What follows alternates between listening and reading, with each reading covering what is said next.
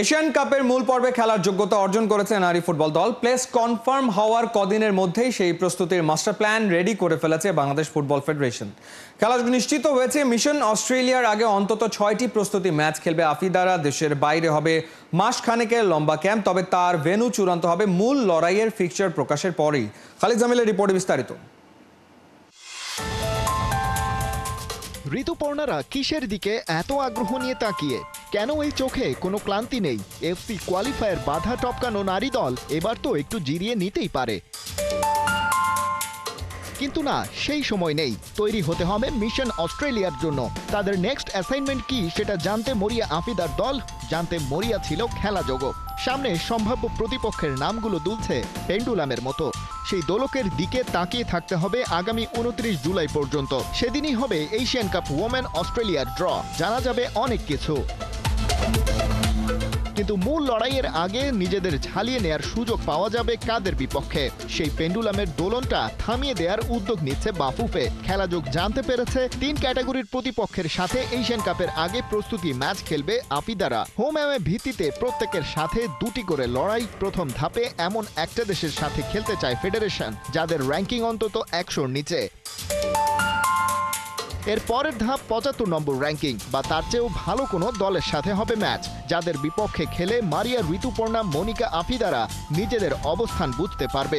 Asian কাপে যাওয়ার আগে চূড়ান্ত পরীক্ষাটা হবে ওয়ার্ল্ড ওমেন ফুটবলের কোনো এক সুপার পাওয়ারের সাথে, র্যাঙ্কিংয়ে যাদের অবস্থান 50-এর নিচে। 3 পর্যায়ের র্যাঙ্কিংয়ে থাকা 3 দলের বিপক্ষে বাংলাদেশ মোট 6টি ম্যাচ খেলবে, যেগুলো হবে ব্যাক টু ব্যাক অক্টোবর ও নভেম্বরের ফিফা উইন্ডোতে। ধাপে ধাপে সেই দলগুলোর নাম নিশ্চিতের কাজ এরই মধ্যে শুরু করেছে তাবিথ আউয়ালের নেতৃত্বাধীন ফেডারেশনের এক্সিকিউটিভ কমিটি। সেই সাথে আরও একটা স্পেশাল প্ল্যান এক্সিকিউশনের জন্য ফুটবল ফেডারেশন অপেক্ষা করছে এশিয়া কাপের ড্রয়ের। বিশাল অস্ট্রেলিয়া মহাদেশে বাংলাদেশের প্রতিপক্ষ কে হবে, তাদের কোথায় কোথায় গিয়ে খেলতে হবে সেটা নিশ্চিতেরই অপেক্ষা কেবল। তারপরেই সেই ভেন্যুগুলোর আবহাওয়া মিলিয়ে নির্ধারিত হবে প্রস্তুতি ক্যাম্পের ঠিকানা। পরিস্থিতি বিবেচনায় দেশের বাইরে সেই ক্যাম্পের দৈর্ঘ্য হবে 4 থেকে 6 সপ্তাহ। মাস্টার প্ল্যান রেডি, এখন শুধু এক্সিকিউশনের পালা। হেড কোচ পিটার বাটলারের সঙ্গে নিয়মিত যোগাযোগ রাখছেন বাফুফে বস। তার সাথে আলোচনা করেই সাজানো হচ্ছে ট্যুর প্ল্যান। কোয়ালিফায়ার রাউন্ডের আগেও করেছেন এমন মাস্টার প্ল্যানের বাস্তবায়ন। তারই অংশ হিসেবে মিয়ানমার সফরের আগে নারী দল জর্ডান গিয়ে খেলেছিল ত্রিদেশীয় টুর্নামেন্ট। বাংলাদেশের চেয়ে র্যাঙ্কিংয়ে বেশ খানিকটা এগিয়ে থাকা দল জর্ডান ও ইন্দোনেশিয়ার বিপক্ষে জয় আর ড্র নিয়ে ফিরেছিল সেবার। সেই প্রস্তুতির ফলাফল তো এখন সবার চোখের সামনে। সরাসরি এশিয়ান কাপে খেলতে যাচ্ছে বাংলাদেশ। এশিয়ান কাপে অংশ নেয়ার যাবতীয় খরচ বহন করে এএফসি, কিন্তু বাড়তি প্রস্তুতি ক্যাম্পের জন্য সেখানে বাফুফে নিজ খরচে দল পাঠাবে বেশ কদিন আগেই। 3 দলের বিপক্ষে 6 প্রস্তুতি ম্যাচের সুযোগ কাজে লাগিয়ে এবারে মিশন অস্ট্রেলিয়ায় নিজেদের প্রমাণ করার পালা। খালিদ জামিল, 71। সাফ অনূর্ধ্ব-20 নারী চ্যাম্পিয়নশিপে 4 দেশের লড়াইয়ে এগিয়ে বাংলাদেশ প্রথম 2 ম্যাচ জিতে দারুণ ছন্দে গোটা দল। নেপাল ম্যাচের পরদিন টিম হোটেলে হয়েছে রিকভারি সেশন। লাল সবুজদের লক্ষ্য শিরোপা ধরে রাখা, ওরা জিততে চায় প্রত্যেকটা ম্যাচ। স্বাগতিকদের চ্যালেঞ্জ জানাতে তৈরি এবার ভুটান। মঙ্গলবার বেলা 3টায় কিংস অ্যারেনায় হবে বাংলাদেশ ভুটান লড়াই। অর্ণবাবের রিপোর্ট। জলে ঝংকার তুলে এমন বাঁধভাঙা উল্লাস করা তো তাদেরই মানায়, যারা ঝঞ্ঝার মতো উত্তাল হয়ে প্রতিপক্ষকে ঘায়েল করে খুব দৃঢ়তায়। শান্ত জলে কলতান তুলে মৃদু কম্পন জাগানো এই বঙ্গকন্যারাই ফুটবল মাঠে রীতিমতো তুলছে ঝড়। তাদের পায়ের ঘূর্ণি বাঁকে শ্রীলঙ্কা চূর্ণ বিচূর্ণ হয়ে গেছে। 9-1 গোলের কি অসাধারণ জয়, তাই খানিক বিশ্রাম, এমন সুন্দর সাবলীল জলস্নান। নেপালের পালও ছিঁড়ে দিয়েছে এই ক্ষুদে বাঘিনীরা। ঘরের মাঠেই ওরা করেছে গোল উৎসব। টানা 2 জয় ছিনিয়ে ওরা উঠছে নতুন হাওয়ায়। টিম হোটেলে কাটছে ওদের দারুণ সময়। আজকে আমরা রিকভারি সেশন করছি সুইমিং পুলে, তো সবাই একটু এনজয় করছি সুইমিংয়ে।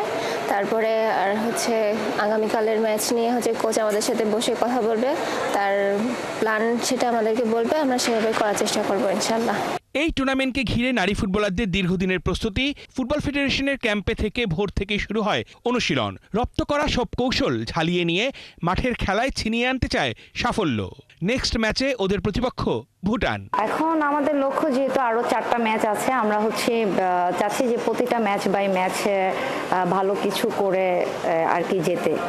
লক্ষ্য তো সবারই থাকে একটা ভালো, আমাদেরও আছে, তবে আমরা পরের ম্যাচটা গুরুত্বপূর্ণ দিচ্ছি। প্রতিটা ম্যাচই আমাদের কাছে গুরুত্বপূর্ণ। চলতি আসরে ভুটান শ্রীলঙ্কাকে বড় ব্যবধানে হারালেও নেপালের সাথে হেরেছে 6-1 গোলে। নামে ভারে শক্তি সামর্থ্যে ভুটানিদের থেকে এগিয়ে বাংলাদেশের মেয়েরা। অর্ণব বাপি, ৭১। সাকিবকে কি আবারও জাতীয় দলে দেখা যাবে? সম্ভাবনা উড়িয়ে দেননি বিসিবি বস আমিনুল ইসলাম বুলবুল। সোমবার জানিয়েছেন সাকিব অ্যাভেলেবেল, যে কোনো সময়ে অলরাউন্ডারের সঙ্গে বিসিবির হতে পারে অফিসিয়াল আলোচনা। লঙ্কায় দ্বিতীয় টি-20 জেতায় বেশ খুশি বুলবুল। সাইফুল রূপকের রিপোর্ট। ভালো, হ্যাঁ, অনেকদিন পর আসা হলো। আবারও গায়ে যদি ওঠে লাল সবুজ জার্সি, সাকিবের অনুভূতিটাও হতে পারে এমনই। গেল বছর কানপুরের প্রেস কনফারেন্স, সেই টেস্টটাই হয়ে আছে সাকিবের এখন পর্যন্ত শেষ ম্যাচ। তখনও টের পাননি 7 মাসের রাজনীতি তার আন্তর্জাতিক ক্রিকেট ক্যারিয়ারটাই থমকে দেবে।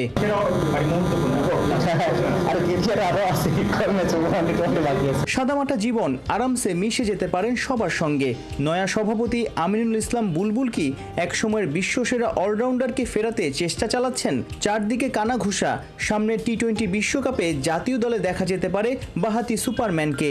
বাংলাদেশ টিম থেকে এখনো সব ফরম্যাটে রিটায়ার করেনি এবং তার সাথে কথা বলবো, তার সাথে কথা বলার পরে আমরা সিদ্ধান্ত নিতে পারবো। আর সাকিবের ব্যাপারটা হচ্ছে যে আমাদের সাথে এখনো অফিসিয়ালি কোনো যোগাযোগ হয়নি, বা অফিসিয়ালি আমি আগারও বলছি যে এই কাজটা সিলেক্টরদের এবং সিলেক্টরদের সিদ্ধান্তটা নেবে। জানা গেছে বোর্ডের গ্রিন সিগন্যাল পেলে cricket operations chairman Nazmul Abedin Fahim officially যোগাযোগ করতে পারেন সাকিবের সঙ্গে। যদিও সরকারের অনুমতি ছাড়া বিসিবি এমন উদ্যোগ নেবে কিনা সেটাই বড় প্রশ্ন। সাকিব ইস্যু ছাপিয়ে বুলবুলকে স্বস্তি দিচ্ছে ডাম্বুলায় টি-20 ম্যাচে জয়। উন্নতি চান নানা জায়গায়। আর টি-20 প্রথম ম্যাচটা আমরা ভালো খেলিনি, কালকে আমরা ভালো খেলে জিতেছি। সো আরেকটা ম্যাচ যদিও বাকি আছে এবং ওভারঅল আমার কাছে মনে হচ্ছে যে আমাদের বেশ কিছু ইমপ্রুভমেন্টসের জায়গা আছে। তারপরেও আমি বলবো যে আমাদের টিম ভালো খেলছে এবং আশা করি এই সিরিজটা আমরা নেক্সট ম্যাচটা ভালো খেললে সিরিজ জিততেও পারি। কীভাবে খেলে টেকনিক, কীভাবে সিচুয়েশনটা হ্যান্ডেল করছে ট্যাকটিক্স, কীভাবে তার যে প্র্যাকটিস বা মানসিক আর ফিজিক্যাল, আপনি যদি 4টা দিক দেখেন বাংলাদেশ টিমের এই মুহূর্তে, আমার মনে হয় স্কিল এবং মেন্টাল আমাদের ডেভেলপ করার জায়গা আছে অনেক। বাট আমাদের এই মুহূর্তে কিন্তু আপনি পুরো সিরিজটা যদি দেখেন আমরা একেবারে খারাপ করিনি। ওয়ানডে কি টি-20, ব্যাটিংয়ে দুর্বলতা চোখে লেগেছে। দলের মধ্যে সিনিয়র সহকারী কোচ সালাউদ্দিনের ক্ষমতা দেখানো নিয়েও খবর রটেছে। কি ভাবছেন বিসিবি বস? যে ব্যাটিং কোচ যিনি আছেন এখন মোহাম্মদ সালাউদ্দিন, আমরা তো দেখছি ইজ ডুইং গুড সোফার। সিরিজের মাঝখানের ওভারঅল কমেন্ট করব না, তবে সব সিজনটা শেষ হলে তারপরে আমরা দেখব। সাবেক অধিনায়ক, বর্তমানে বিসিবি প্রধান, ক্রিকেট নিয়ে নানা কথা বলেছেন ব্যাডমিন্টন কোর্টে। সোমবার জাতীয় ব্যাডমিন্টন চ্যাম্পিয়নশিপের উদ্বোধনও করেছেন বাংলাদেশের প্রথম টেস্ট সেঞ্চুরিয়ান। বাংলাদেশ ক্রিকেট বোর্ডের যে ডিসেন্ট্রালাইজেশন প্রোগ্রামে আমরা প্রত্যেকটা জেলায় ক্রিকেট নিয়ে যাচ্ছি। এখানে 64 জেলার মধ্যে 63টি জেলায় আজকে এখানে এসছে ব্যাডমিন্টন খেলতে। এর দেখে খুব আপ্লুত হচ্ছে যে দেশের প্রত্যন্ত অঞ্চলে শুধু ব্যাডমিন্টন নয়, সব স্পোর্টস পৌঁছে যাচ্ছে। এটাই হচ্ছে আমাদের একটা বড় সাফল্য। সাইফুল রূপক, ৭১। একটা জয় যেন বদলে দিয়েছে পুরো দলটার চেহারা। সিরিজ নির্ধারণী শেষ টি-20 খেলতে ডাম্বুলা থেকে কলম্বো পৌঁছেছে টাইগাররা। পুরো দল শেষটা ভালো করতে মরিয়া। মঙ্গলবার ম্যাচের আগের দিন দুপুরে প্রেমাদাসায় প্র্যাকটিস করবে লিটন দাসরা। শ্রীলঙ্কার কলম্বো থেকে নাইয়ান বিন জসিমের পাঠানো রিপোর্ট। কলম্বো পৌঁছেই টাইগারদের মুখে চওড়া হাসি, লঙ্কান হেড কোচের অস্বস্তি। টিম হোটেলে সানাত জয়সুরিয়া আর বাংলাদেশ দল মুখোমুখি। কলম্বোর টিম হোটেলে পা রেখেই লিটনদের দেখা গেছে দারুণ আত্মবিশ্বাসী। ফিল সিমন্স রুমে গেলেন কানে হেডফোন গুজে, মিউজিকের তালে নাচতে নাচতে। দূর থেকে লঙ্কান মাস্টার মাইন্ডকে একটু চিন্তিতই মনে হলো টাইগারদের এমন বডি ল্যাঙ্গুয়েজ দেখে।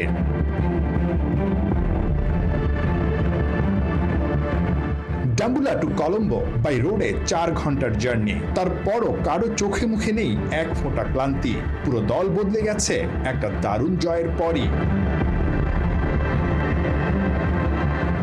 শহরটা যখন কলম্বো আর ভেন্যুটা যখন প্রেমাদাসা, তখন টাইগারদের আত্মবিশ্বাসটা পাহাড় সমান। সবশেষ ওয়ানডে ম্যাচটা এখান থেকে বাংলাদেশ দল জিতেই ক্যান্ডিতে গিয়েছিল। এখানেই সবশেষ ম্যাচটা বাংলাদেশ জিতে ফিরেছিল। তাই আবার যখন কলম্বোতে এসেছে বাংলাদেশ নিঃসন্দেহে আরও একটা জয়ের নেশায় মত্ত হয়ে আছে।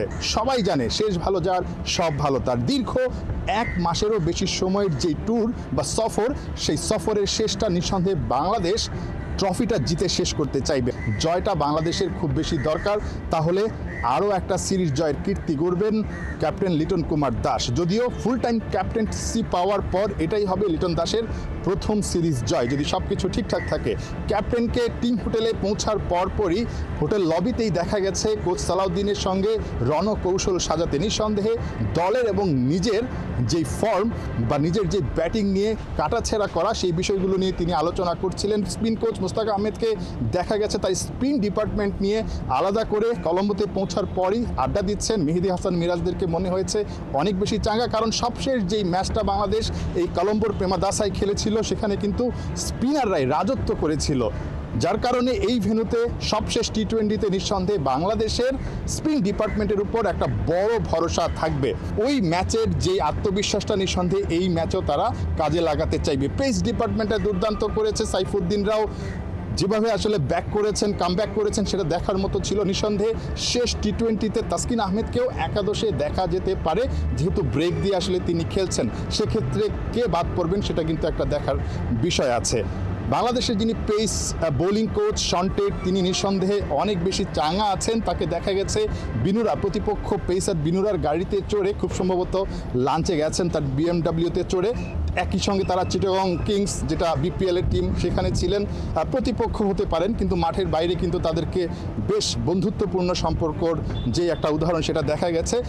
আন্ডার-19 বিশ্বকাপ জয়ী 3 ক্রিকেটার পারভেজ হোসেন ইমন, তাওহিদ হৃদয় এবং তানজিম সাকিবকে দেখা গেছে একসঙ্গে টুকটুক গাড়িতে চড়ে তারা লাঞ্চে গেছেন, এবং যাওয়ার পথে দেখা গেছে পারভেজ হোসেন ইমনের সঙ্গে তাওহিদ হৃদয় ব্যাটিংয়ের কোনো একটা বিষয় নিয়ে আলোচনা করছেন। অর্থাৎ সবার মাথার মধ্যেই কিন্তু দিন শেষে একটা বিষয় ঘুরছে, যে করেই হোক সিরিজটা জয় চাই। বাংলাদেশ এই কলম্বো থেকে জয়টা নিয়ে ফিরতে চাইবে। সবার মধ্যেই কিন্তু একটা দারুণ আত্মবিশ্বাস কাজ করছে। নিঃসন্দেহে সেই আত্মবিশ্বাসটাকে একেবারেই নিংড়ে দিতে চাইবেন সবাই শেষ ম্যাচটাতে, এবং বাংলাদেশ সিরিজ জয় দিয়ে এই শ্রীলঙ্কায় দীর্ঘ সফরটা শেষ করতে পারবে, সেই প্রত্যাশাটাই কিন্তু সবাই করছে। নাহিয়ান বিন জসিম, 71, কলম্বো, শ্রীলঙ্কা। গা চমচম কি জানি হয় স্টেডিয়াম জুড়ে পিন পতন নিরাপত্তা। হোবার্টের চাই শেষ বলে 3 রান, বল হাতে রংপুর। অবশেষে শঙ্কা কাটিয়ে শ্বাসরুদ্ধকর জয় তুলে নিল সোহান অ্যান্ড কোং। গ্লোবাল সুপার লিগে হোবার্ট হারিকেন্সকে 1 রানে হারিয়ে টানা 2 জয় তুলে নিল রংপুর রাইডার্স। হোবার্ট হারিকেন্সের বিপক্ষে আগে ব্যাট করে 151 রানের টার্গেট দেয় বাংলাদেশের ফ্র্যাঞ্চাইজিটি। দলের হয়ে কাইল মায়ার্স খেলেন 67 রানে ঝড়ো ইনিংস। জবাবে খেলতে নেমে শুরুতেই উইকেট হারায় হোবার্ট। সেই ধাক্কা সামলে নেন মোহাম্মদ নবী। এক পাশে নবীকে রেখে হোবার্ট ব্যাটারদের চলে আসা যাওয়ার মিছিল। খালেদের আগুনে বোলিংয়ে ছাড়খাড় হয় প্রতিপক্ষের ব্যাটাররা। 4 ওভারে 26 রান তুলে নেন 4 উইকেট। হয়েছেন ম্যাচ সেরা। খালেদের কাছেই যেন হেরে গেছে হোবার্ট হারিকেন্স। একেবারে শেষ বেলায় জমে ওঠে নাটক। শেষ ওভারে 2 উইকেট নিয়ে সেই নাটকের হিরো বনে যান ওমর জাই।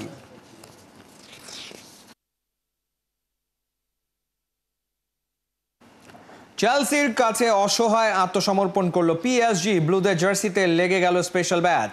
ফাইনালে ফ্রেঞ্চ জায়ান্টদের 3-0 গোলে হারিয়ে ফিফা ক্লাব বিশ্বকাপের নয়া সিজনের নয়া চ্যাম্পিয়ন আন্ডাররেটেড চেলসি। ফাইনাল জিতে $129.5 মিলিয়ন জিতল ব্লুরা। Kohinoor corner match report. এঞ্জোর কান্না, পালমারের সোয়াগ, মারেস্কার বুনো উল্লাস, চেলসির কাছে বিশ্ব করল নতি শিকার। এই দিনটা শুধুই ব্লুদের। প্যারিজিয়ানদের বেদনা নীল জলে ভাসিয়ে মেটলাইফ স্টেডিয়ামের রাতের আকাশ ছেয়ে গেল নীল উৎসবে। ফুটবল বড় বেশি আনপ্রেডিক্টেবল, তাই হয়তো এতটা সুন্দর। যেখানে ভাবা হয়েছিল পিএসজির কাছে পাত্তাই পাবে না চেলসি, সেখানেই ঘটল ভিন্ন ঘটনা। 81,000 সমর্থকের সামনে আমেরিকা জয় করে নিল ইংলিশ ক্লাবটা।